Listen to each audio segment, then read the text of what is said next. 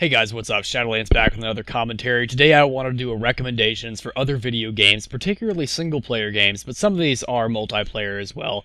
But I get a lot of people ask me, like, what are your favorite games? What did you grow up playing? Because I'm older than most people that play Combat Arms these days. I'm not 15 to 18 years old anymore. It's like I'm a little older now, so I'm used to playing some of the older games that were around a while back. So I remember the original Game Boy Advance, Game Boy Color era, so I wanted to give recommendations for games that I played throughout the decades that I find that are really good. I have some more modern games that are from the past 3 years, and I have some ones that were before 10 years ago. So I just thought I'd go over these. So starting, Devil Survivor. This is a relatively new series. It came out back in 2008 or 9, I believe. It is by the same Shin Megami Tensei guys that make Persona, another series that I'm going to recommend in a second. Devil Survivor is a tactics game. It's not Civilization Tactics. It's not real-time. It is more like Final Fantasy Tactics. It's a chess-based type game like Fire Emblem, and it focuses on having every unit be a 3-piece unit, so you have to kill 2 pieces to kill the last one. It has a fantastic story, tons of fun to play. Devil Survivor 1 and 2, and there is word of 3 coming out, and there's a TV show for number 2, so if you're interested in Devil Survivor, great way to check out. Next one is a very short series called Sonic Advance. There are only 3 games in the series. This is not part of the original Sonic series. It's a Game Boy Advance series only. I highly suggest you get an emulator for it. Sorry, my bad, voice crack. But an emulator if you guys can't afford to get a real Game Boy Advance and play it. Now, I played it on the original Game Boy Advance, like the old chunky thing. That's what I played it on. But Sonic Advance 1, 2, and 3, they're all great games. I liked 1 and 2 the best personally, but 3 is still a fantastic game. Next up is Persona that I mentioned earlier by Shin Megami Tensei. Their main series is called Shin Megami Tensei, but their most popular series, most well-known series, is Persona, followed by Devil Survivor, Devil Summoner, and then the Shin Megami Tensei series that actually is meant to be the main storyline.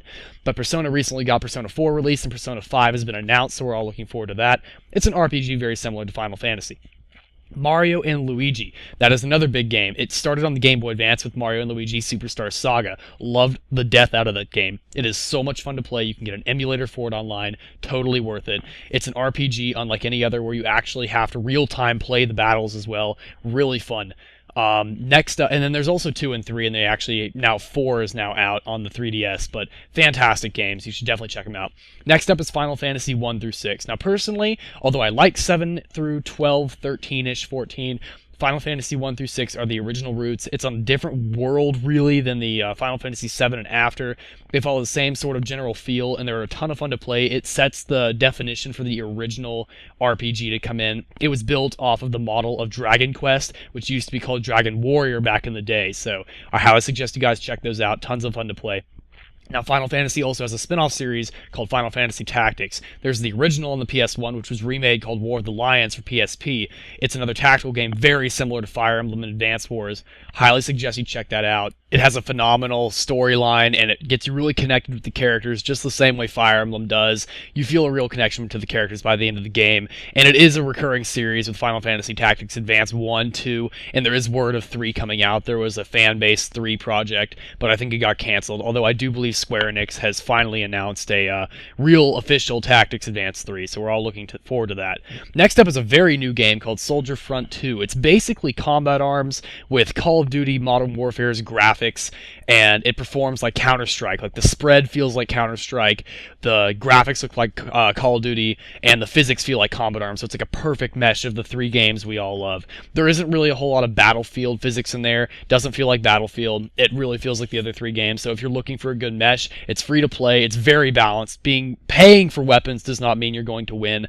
However, the number of weapons is relatively limited. There's like maybe 20 you have access to, but they are expanding. It's still a new game, so we're expecting a lot of stuff to come out of that. Next up is Assault Cube Reloaded. Now, this is a flash game, originally just called Assault Cube, that you're intended to put on your flash drive and then just play at school or whatever. Now, it's a ton of fun to play because it comes with files that let you host your own server. The original Assault Cube is fun and all, but the graphics weren't really good, and there wasn't a whole lot of stuff put into the game. It wasn't really that great. I had an original video put out on it, and I put out a video on Assault Cube Reloaded a couple months ago.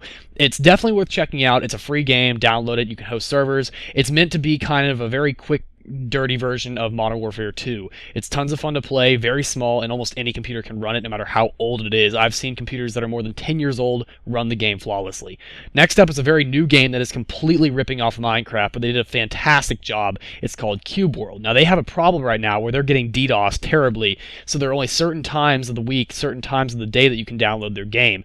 It's like a 2-hour window on Monday morning, but if you can get a hold of the game, it is a really fun game to play if you can't get a cracked version. Although getting a cracked version is actually much more difficult than with Minecraft. It's about $20, and I highly suggest it. Look at some footage on it. It's a really fun game to play. It's like if you were to combine Dungeons and Dragons with Minecraft. It is so much fun. It's more RPG based than Minecraft is, so that's really nice. Next up is Nexies. Now, there are actually really two versions of Nexies. There's Nexies Alpha, which is available for free online. It's a really fun game to play, and I've played it a lot more than the new one. The new one was released on Steam back at the end of 2011, I do believe, and it's been since released for free with several graphics card sales. So if you've recently bought a graphics card, it might have come with a download voucher for the new Nexies game. The graphics on the new one are basically just unbelievably shiny and cool, and it looks like Blacklight Retribution, except a little less dark.